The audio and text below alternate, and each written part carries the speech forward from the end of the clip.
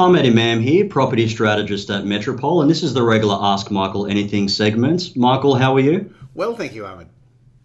Michael, this week we have a question from Kevin from Holland Park, and the question is around growth drivers.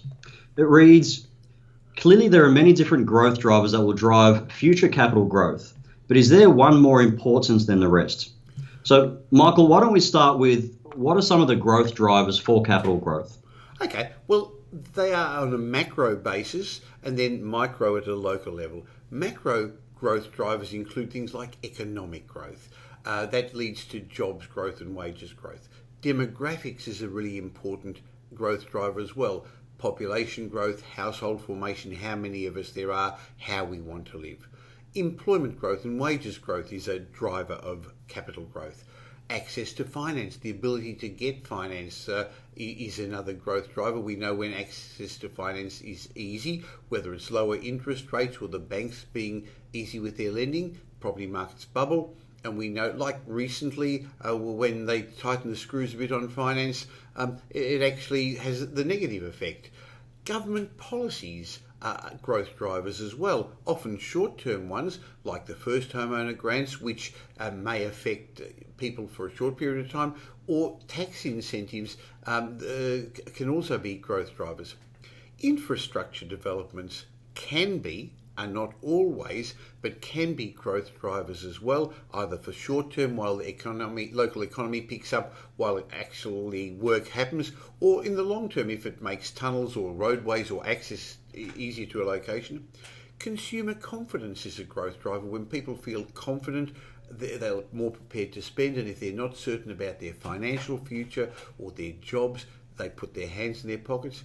And affordability is a growth driver, and affordability has to do with not just cheap prices, but a combination of prices and interest rate and the availability of money. So that's macro drivers affecting us all. And then at a micro level and locally, there's local things like amenities and things that make a property or a location more valuable, walk score for a particular property.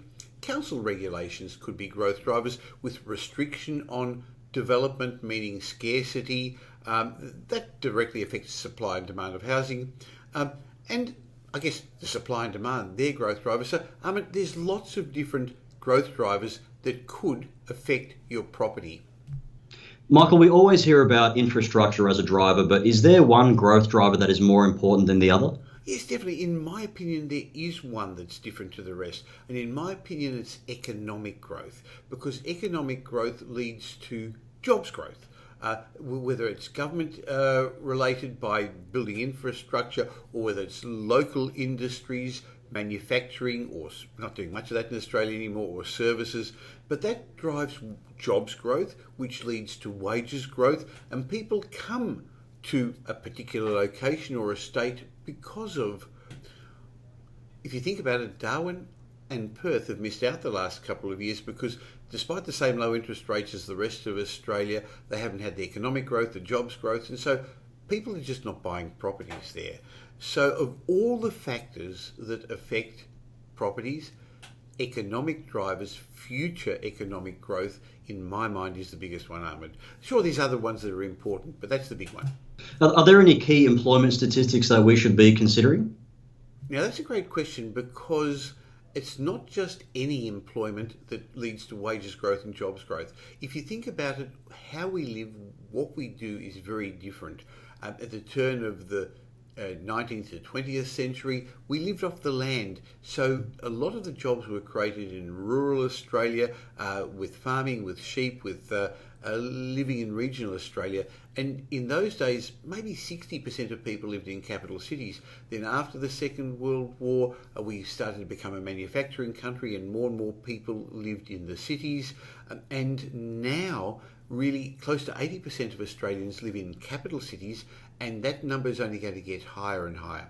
So we're looking for jobs where wages growth is going to be high, and also, Ahmed, we're looking for full-time jobs. So let's just look at some statistics. In the last year, Melbourne created 118,000 new jobs, more than any other state. In fact, close to half all the jobs in Australia. And Sydney created close to 60,000 jobs, and combined that made up the huge bulk of all the permanent job growth in Australia. And that's the reason that the Melbourne and Sydney property markets in general outperformed. It's more important to look at full-time jobs. So when you look at hospitality or retail, a lot of the jobs created are part-time jobs. The big growth is really more in the service industries, in finance, in health, in education. So they're the sort of jobs growth that we're looking for, Ahmed. When you look at those numbers, Michael, they're quite staggering figures. I mean, it really is Melbourne and Sydney where the jobs growth is. You're right, Ahmed. Jobs growth is one of the big factors, the big drivers of property price growth, future growth, because if you've got more money and if you've got job security, you're more likely to spend on big ticket items like a new car or a new home or upgrade your home. So jobs are being created in certain locations, and in general these higher paying jobs are occurring close to or in the CBDs of our capital cities. And skilled jobs are the ones we should be looking for. So where skilled jobs are being created is where I'd be looking around those locations or in close proximity to transport close to those locations to be looking for buying properties. And look, at economic growth hasn't always concentrated in our major capital cities, has it?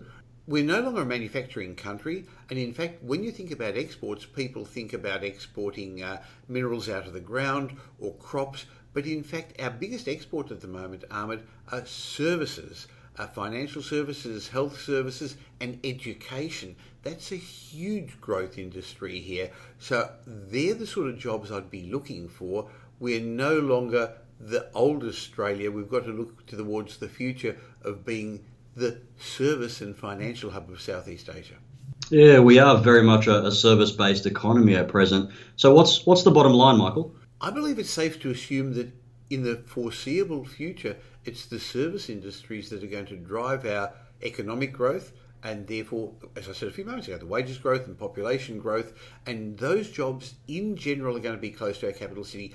I know some industries are decentralising, and I understand that you can have virtual assistants and you can work from almost anywhere, but rather than fighting the big trends, it seems foolish not to follow the two big capital cities that have basically decoupled from the rest of Australia and invest where the economic growth is, Simon. Well, thank you very much, Michael, for that answer. My pleasure. And thank you very much, Kevin, for providing that question. And we'll be back next week for the regular Ask Michael Anything segment.